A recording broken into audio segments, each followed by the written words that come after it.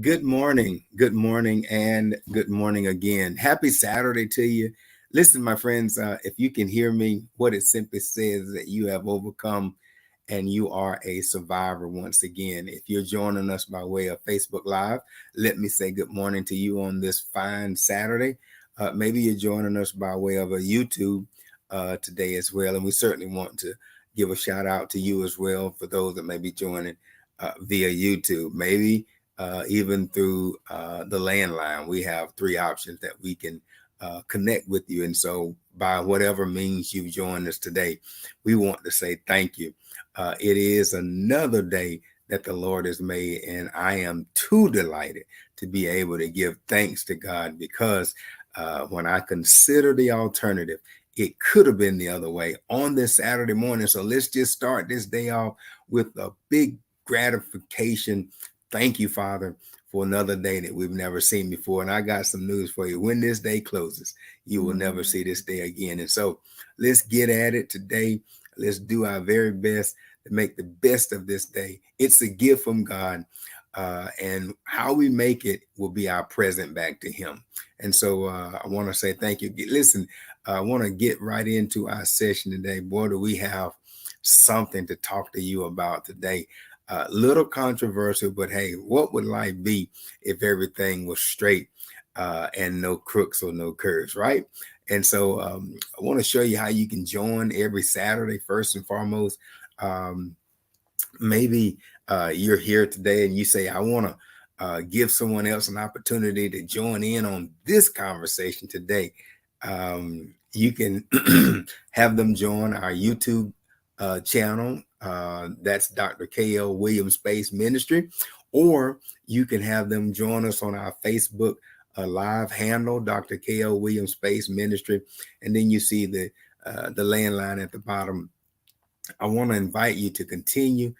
You all are responding nicely, and I want to invite you to continue to send your suggestions in to Your Voice Matters. You can just simply type in bit.ly/real talk, your voice, and that will put you right in contact with us. 60 minutes. We're going hard in today. Every Saturday, it's a Real Talk Life's Issues coaching series. It's our way of trying to address life's issues. Straight, honest, transparent conversation. This is not for minors. We have some real honest, transparent conversation, and it's for adults. We ask you to bring your ideas and participate in the conversation. I'm all right with pushback. I'm a facts over feelings kind of a guy.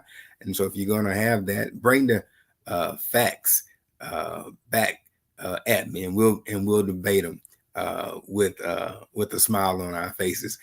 We always try to leave you with some practical tools to put in your toolbox. Life's about getting to work, and the more tools you have, the more options you have to get the job done. And anyone can participate. And so I want to ask some quick housekeeping.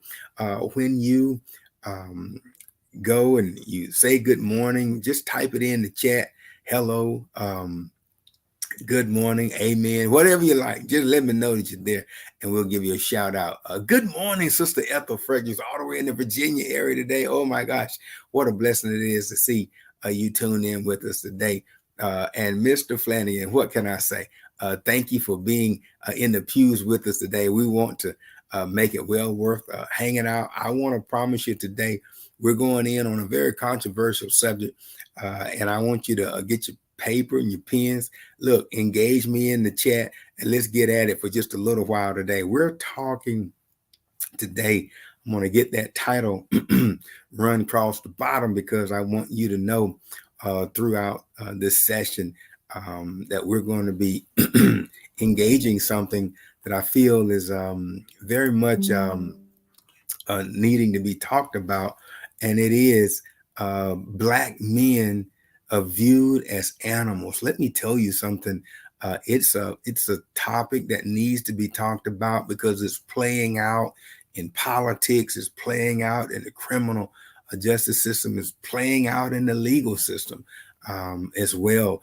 but we also want to talk about the Black men and their vulnerability and also their resilience. And so, what we know for sure is that if you're going to hang out in this day and time, you need to be able to know what you're working against. We're going to give you some real examples today to substantiate the fact that when you look at how a Black male is viewed, it sets the stage for the outcome thereafter. Let's just talk about it for a moment. We've tried to also talk about this notion of mass incarceration. We gave you the resource, um, Michelle Alexander, and her wonderful work, The New Jim Crow. And I want to invite you to definitely talk about that in your circles. Give some pushback to people. Try to see if people can explain why we're the leading world gold standard country, and yet we haven't figured out how to handle someone that's in need of some rehabilitation. Before I move on, I was just scanning the news articles last night, and I found right here in Forsyth County, you can Google it yourself, an article where the legal system did a workshop on paramedics and sheriffs and law enforcement, and they found that many of the first responders, be it legal, law enforcement, or paramedics, did not know many of the signs around mental illness. My friends, just that admission alone is staggeringly disappointing, because what that says is that when a person of authority pulls up to a resident and they don't understand some of the signs, that it's not a criminal issue, it's a mental issue. There were so many of these law enforcement officers, correctional officers as well, who admitted. I remembered in the article it showed that they put on these different type glasses, and it was simulating what a person would be going through when they were in a medical emergency. And guess what? The law enforcement officers acknowledged that they had no knowledge that would even be factored into the decision making process. My friends, we this country is in need of a lot of training, professional development, all the likes, because what we know for sure is that not all situations when pulled up to a resident is a criminal situation.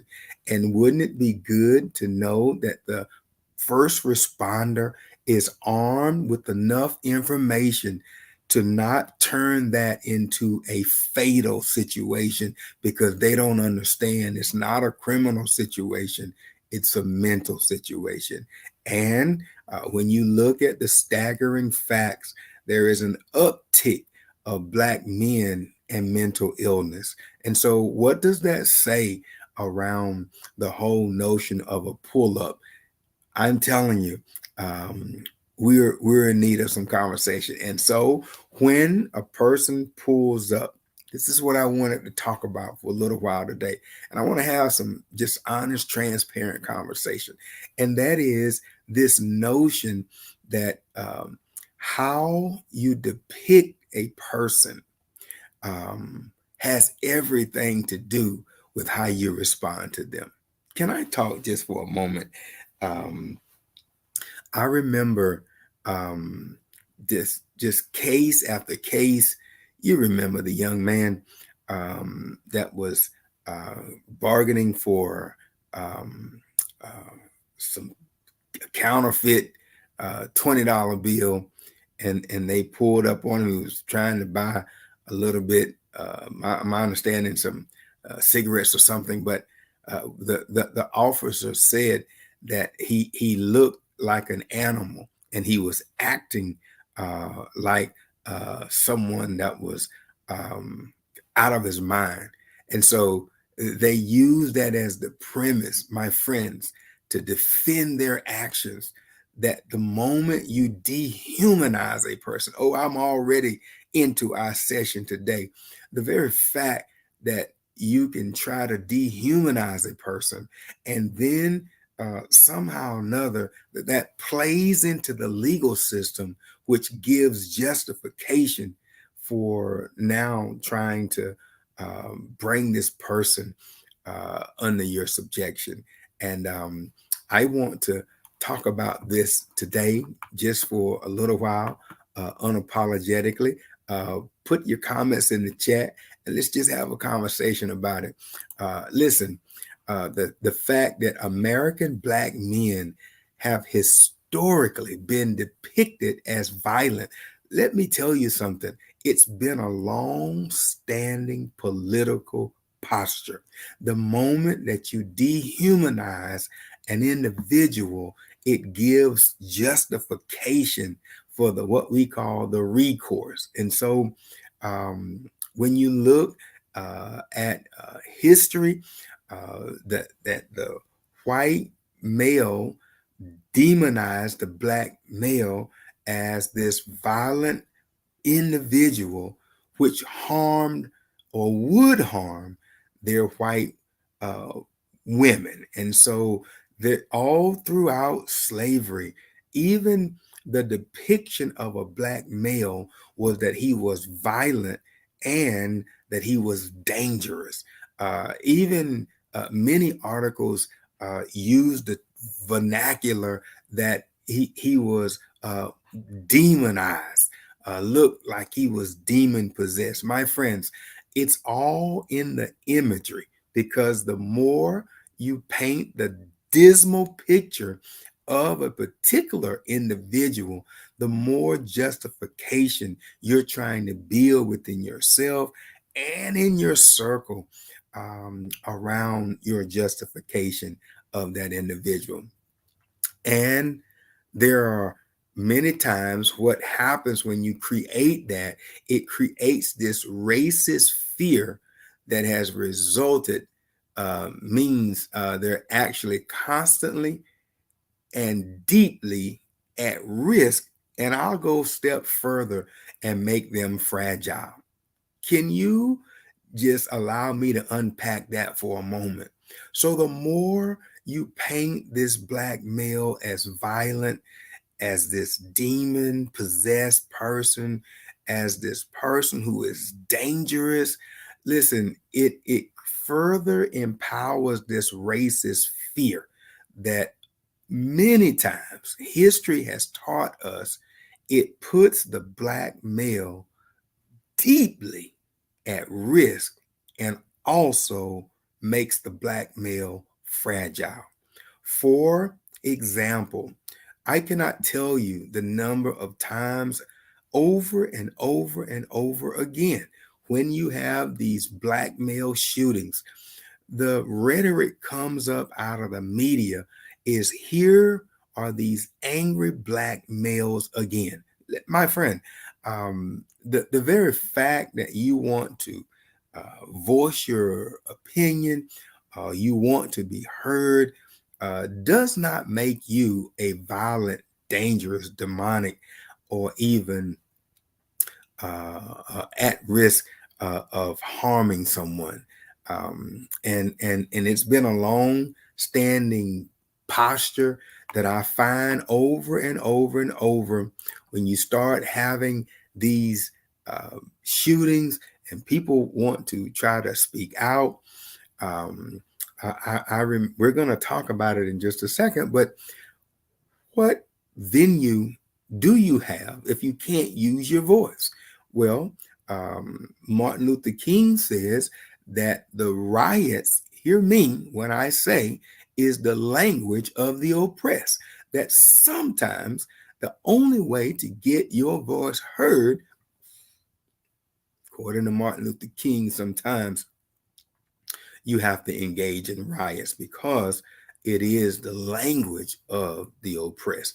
Now, I came upon a story and I wanted to have conversation today just for a little while around this notion of painting black men as animals, that somehow or another they're less, or what we call subhumans. Oh yes, there it is right there. The very fact that you would take a human being and put them on the level of an animal. Listen, my friends, animals don't have the same basic human rights as human beings. I wish I had time to really unravel that. That's what my entire dissertation was on, is this whole notion about, if you are a human, you deserve certain human rights. And as a matter of fact, when you look at the founding fathers' constitution, they say that we are all guaranteed certain inalienable rights. That simply means that if you are a human, that there are certain things that you should be guaranteed. And yet, that same constitution has demanded many and what we call amendments. Yes, that is simply to say that we've now, as Maya Angelou says, when you learn better, we do better. Because what we found out was that that founding document in and of itself did not address many of the depravities and oppressive um, consent that it gave certain groups in this America. Now, let's talk about it for a moment. And I'm going to tell you, there's an article I found in the Guardian, and we're going to deal with it just for a little bit. It's focused around the fatal shooting of Renisha McBride. You will remember this was a story about a young lady, um, a 19-year-old black woman from Detroit. You remember she had crashed her car in the middle of the night, but it was in a white suburban area of Dearborn in Detroit area. This young lady, young black female at 19, at night, crashed car, gets out seeking help. She ventured to a nearby home and knocked on the door of a white middle-aged man. His name, Theodore Wafer. He responded by shooting her dead through his unopened screen door. Now, there were some names. I don't want to name them, but you certainly can look this article up. What we found was that this young man, uh, who was an editor in New York, he wanted to go and take up this story. He gets with a white gentleman. And what we found is, as he's going and trying to get information, he found that he had some acquaintance with this white gentleman, but he noted that the gentleman, when he would go, for example, down to the police station to get and gather more information, he was quoted as saying that he was put out of the car, and was unfortunately asked to walk because he was the white so-called friend said that he was being put in danger when he was trying to get information. And then what I found was most interesting. The gentleman who claimed to have been his acquaintance, the young black editor noticed more and more that this young man was constantly shrinking, silently modifying his behavior to remain safe. Now, This is just recently, my friends. I want you to understand this just happened. That shooting was in 2013. This was not in the 1920s. And yet um, we find that as this young black male who's an editor um, goes and starts asking questions, he himself becomes a target. Um, and I wanted to talk about it for a moment. Um, that the notion that I don't believe, let's debate it for a moment. No one is born racist. That when you take a baby who is born, that baby comes out, do you think with racial tendencies?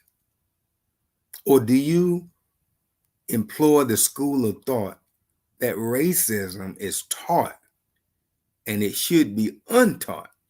That's a quote by William Jones, by the way. Um, this notion, um, uh, what do you think about it? Do you feel that people are born with these racial tendencies? Or do you feel that, like this young man who was the editor, goes into this town and is now all of a sudden painted with this depiction that he himself now is a problem simply because he's trying to get some data? I want to just talk about that for a moment. Um, I have my thoughts around it, but I wanted to ask, do you feel that a baby, when they're born into this world, uh, do you feel that they come into this world already knowing the difference between a black and a white, or um, you know, a rich and a poor? Or do you feel that those behaviors are taught? And if you feel those behaviors are taught, once they become a part of your DNA, then the challenge becomes, do you feel that you can change a person's DNA? It's some very heavily debated conversation, and it really informs some of what we're talking about today, because um, the reality is the moment you depict a person um, as violent or an animal, then you also minimize their value. One of the most classic examples is a story that I taught for many years in the public school system. And that is around a 14-year-old African American young boy named Emmett Till, who, when you talk about the fact that they looked at him as a demon just moments before he ended the 18-year-old life. Let me read this to you. In the lynching of Emmett Till in Mississippi, after he interacted with a white woman in a grocery store, it's like we're seen as animals, treated like animals. It's not easy, says William Jones. Jones' words recall the way in which the Ferguson, Missouri police officer Darren Wilson, who shot the black teenager Michael Brown, you will remember this, described perceiving Brown, listen to this, as aggressive, angry, and like a demon, just moments before he ended the 18-year-old's life. It is said the same was true of the lynching of Emmett Till. And What we also know was a psychology study from 2014, authored by Philip Goff at the University of California, found that Black children were consistently perceived by police officers as older and less innocent than their white peers.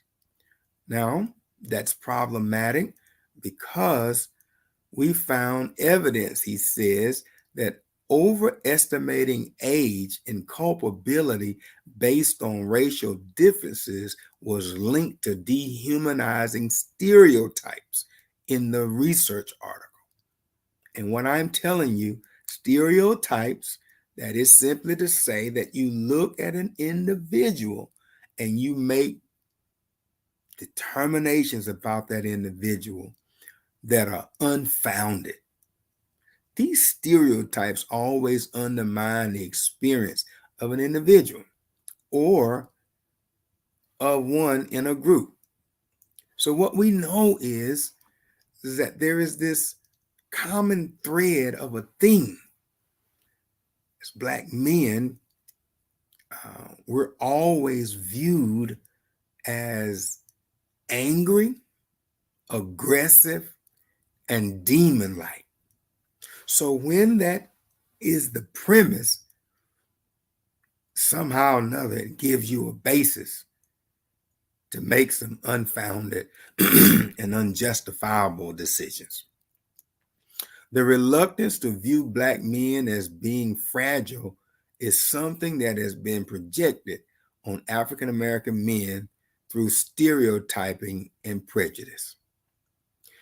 In other words, when you don't see Black men as fragile, you're more inclined to paint that picture that an African American man is dangerous, aggressive, or demon like. I remember talking to a Black football player in 2023, and he says that um, he's tall, broad shoulders. He said, and I have to watch how my body language comes across because I'm always conscious that I'm viewed as a angry, aggressive, dangerous Black male. Now, when people think about Black men, they don't think of their vulnerability. There is not even an opportunity for Black men to show their vulnerability. Goff argues. He contends um, that the outrage and despite many of the feelings of interacting with this world, that there is this, what he calls a deficit, that you are always trying to defend yourself. Now, I know sometimes people don't like hard truths and they don't like controversial conversations. Um, but I want to tell you, um, I agree with you, Sister Ethel, that it is true that racism is taught, that a baby, we know that this notion of the innocence of a baby, that a baby has to come into this world and be taught how to maneuver. Many people don't like to talk about it because they enjoy the benefits of this institutionalized and in many cases systemic racism. That is simply to say this system has been racist for as long as you can remember. And be careful because that's the big ticket conversation across the country right now. Yes, I'm going to say the words, the critical race theory. Absolutely so. The reality is that when you take a person and you make assumptions about them without ever getting to know the person, there's a term for it, and it's called racism. And I wanted to talk about the fact that Black men just by virtue of being a black male.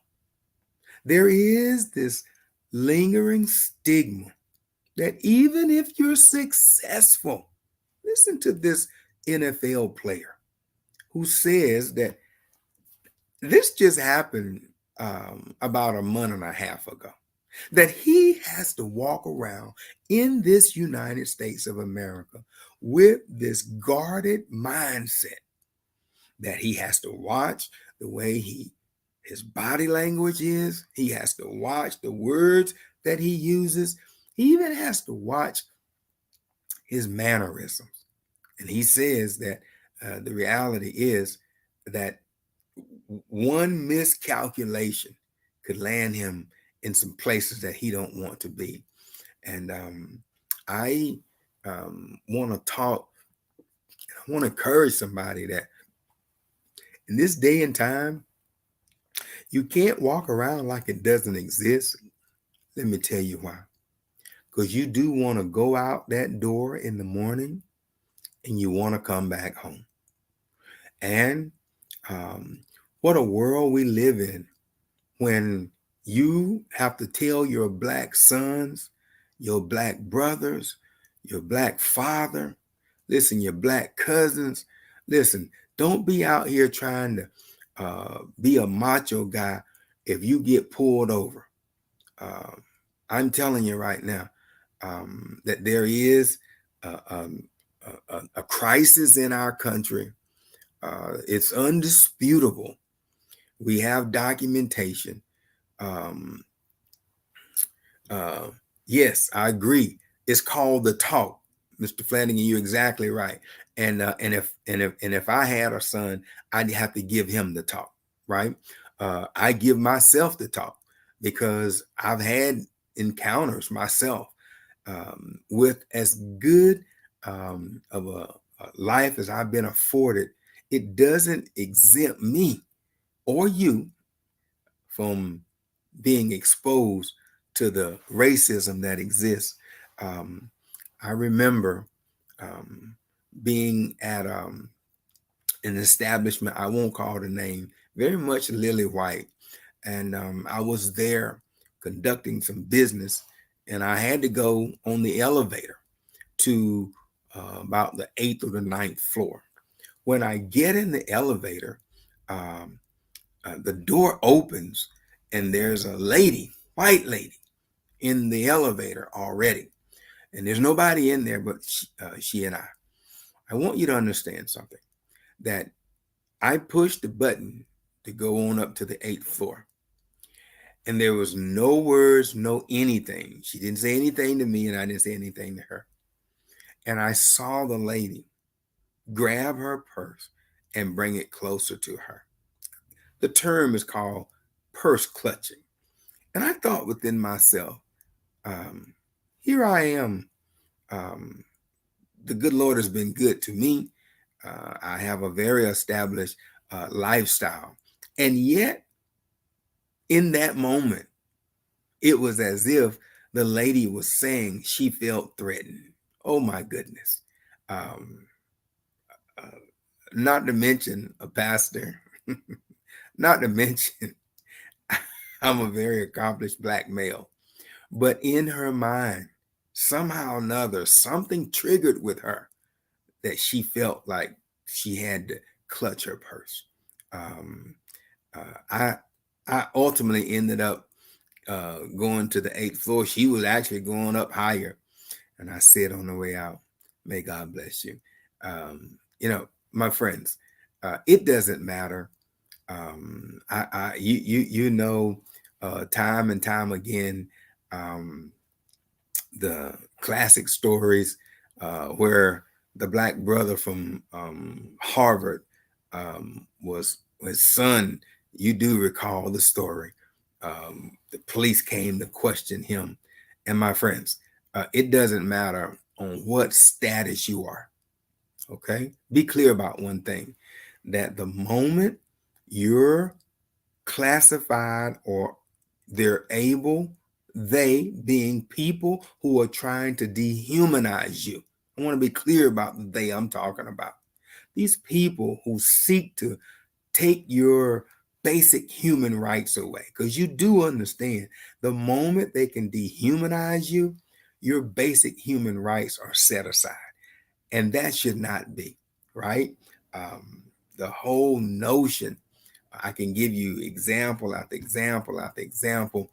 The fact that if a person can dehumanize you, and the black male is the ultimate. Um, I can't tell you the number of times I've had colleagues with doctorate degrees in corporate America who raised their voice to be heard, only to be dehumanized in corporate America as that was aggressive conversation. My friends, listen, there are so many code words that you would be well served to look up some of these code words. Like, it's conversation if someone's coming at you. But if you, as a black male, I'm telling you time and time again, when you try to show that you want to speak up, unfortunately, somehow or another, it's categorized as aggressive, threatening conversation. And I want to challenge you today to Martin Luther King, one of my great scholars. He says, we cease to exist, we die, we become extinct the moment we become silent about things that matter. Oh, yes, my friend. You have to learn to find something worth dying for. And I'm telling you right now that the reality is that you have basic human rights to be heard. And I ain't talking about trying to threaten somebody. I'm talking about in an organized, systematic debate. When you raise your voice to be heard, one of the quick deflectors that is simply to say, to get you off track, is to say, I felt threatened. Let me tell you something. I taught in the public school system 9 years. And I remember this, I wrote this in my journal. This young white kid, he was in the fourth grade. The fourth grade. And he was in the class and he was acting out of character. I'll be careful about my terminology. And he rolled up on this young black kid. They're both in the same classroom. And the black kid told him, hey, look, man, you better get out of my face. The young white kid, I watched him run over to the teacher and say, I felt threatened in the fourth grade. So you have to ask yourself, how does a fourth grade kid come to the knowledge that he felt threatened when the caveat to this whole conversation was he ignited the conversation, but he ended up with a response that he was not expecting. He went, told the teacher, and I watched. I heard him say, I want to report him because I feel threatened. Upon further discovery, we found out that he set the whole situation in motion. My friends, you put 25 or 30 years on top of that, and you have a young person who has morphed into an individual who has been taught how to dehumanize a black male. Yes, the young man that he was engaging was a young black male, but the young black male basically told him, look, it ain't happening here. You better get out of my face. What I'm saying in no uncertain terms, my time is about up today. I wanted to talk just more about this concept. We're not finished with this by far because When you start looking at the conscious efforts to dehumanize a person, um, I want to tell you something. It is staggering. Can I read you in my closing a poem? Listen to this. It says, "We wear the mask that grins and lies. It hides our cheeks and shades our eyes.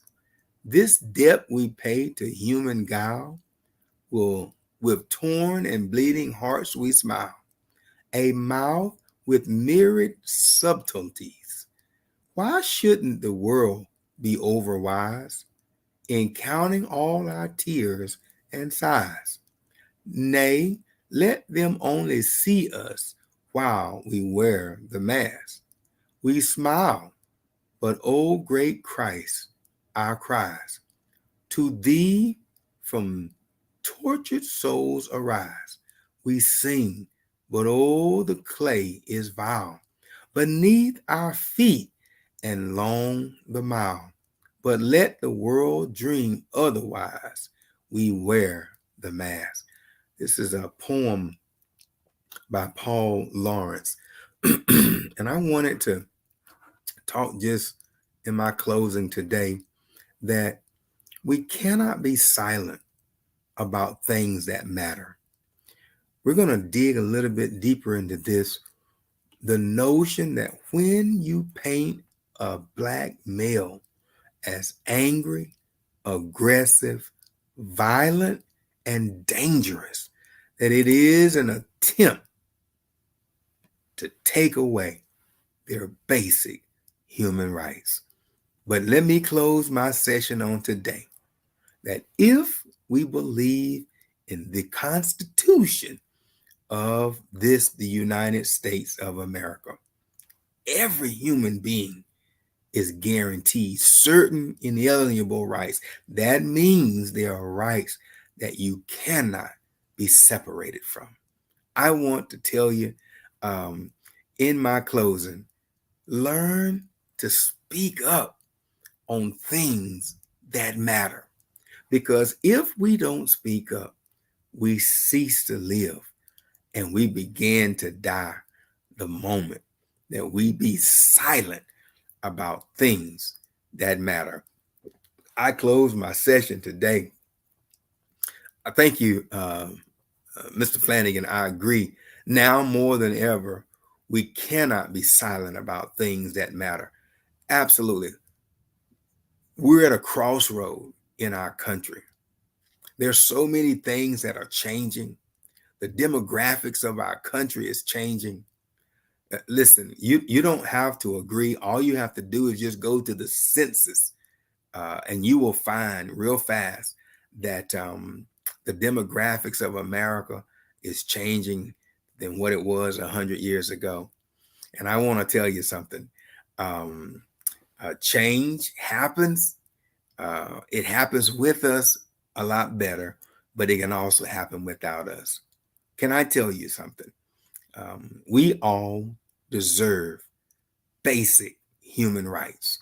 And I want to tell you, just look around, watch the actions of these racist individuals who make an attempt, like that young fourth grader, to dehumanize a young black male in the fourth grade.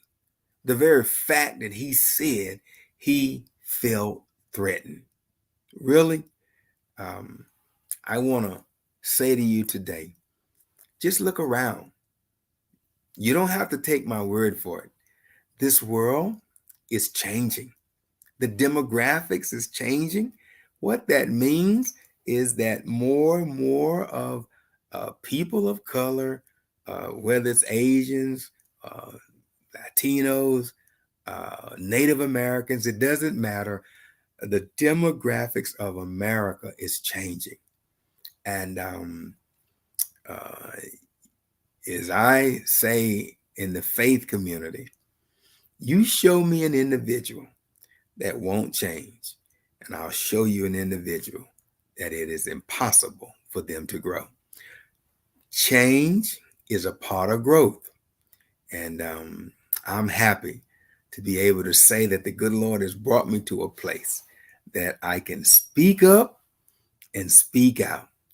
And I've had my share of attempts to dehumanize me, even in my professional career. But I'm determined. I have a resilience that says, think about this, amid all of the efforts to keep the Black male dehumanized, as Maya Angelou says, and still we rise. I close today by telling you, you can't keep a good man down. Yes, and my other mantra is, it is impossible to defeat a happy man. There it is right there. Something for you to marinate on as we say thank you for another session of hanging out with us. Listen, thank you again. The comments are so great. Thank you again for chiming in, and continue. If you view this a little bit later, I promise you we'll continue to have some dialogue and discourse about it as well. Can I pray with you? Father, we thank you for this time of great fellowship together. Thank you for some honest, transparent, real talk on today. May the words of our mouth and the meditation of our heart be accepted in thy sight. It is my prayer in Jesus' name. Listen, the Lord bless you. The Lord keep you. The Lord make his face to shine upon you.